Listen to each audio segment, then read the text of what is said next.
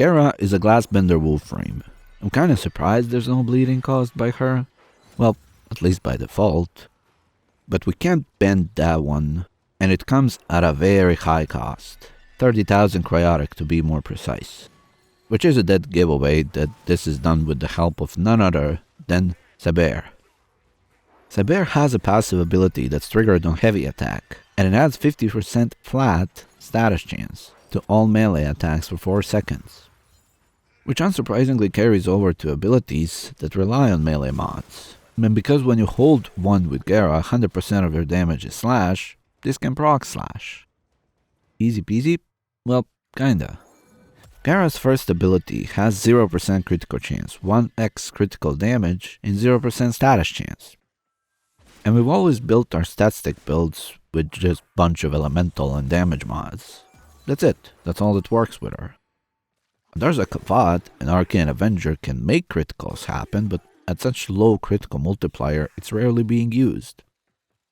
So if we want to make more bleed procs happen, then we have to sacrifice all the elemental damage from build, leaving it quite weaker in terms of damage on hit.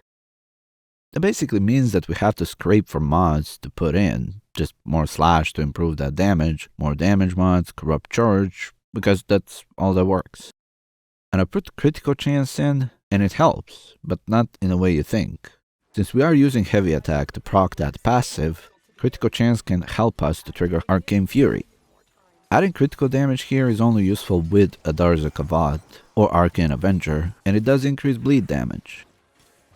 Now, it's worth noting that I only figured this out yesterday, so this is mostly a prototype build, a proof of concept if you will.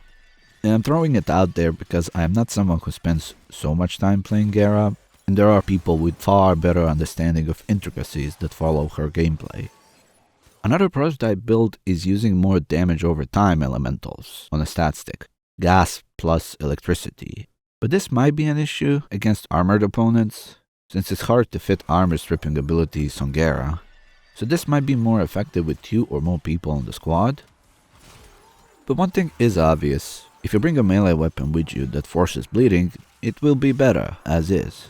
Maybe with some clever stacking of armor stripping and damage buffing, this can have a strong potential. If you're a Gara fan, this might be worth it to you, since if you play her, you're already not relying on your melee to carry you around. I'm just glad something can change Gara's stat stick build, and there's more than one build for it. And like any other bleed, this benefits from viral procs, so priming those definitely pushes the build further. Natural talent and other mods that increase ability casting speed sure help with this. That status chance boost is only 4 seconds long, which makes that window of opportunity quite limited. You can always do a heavy attack again, and buff is triggered regardless of you hitting something or not. Of course, it's more useful to hit, especially because of Arcane Fury. This does not make your 4th ability do any status effects. Shame, but such is life. I do want to try more things with this and see if it has the potential to overtake the regular elemental build. With such high Riven disposition on Saber, it definitely does not hurt to run it, but there's testing to be done. And this is where I give it to you. Get out there and try to break things with some slashing glass.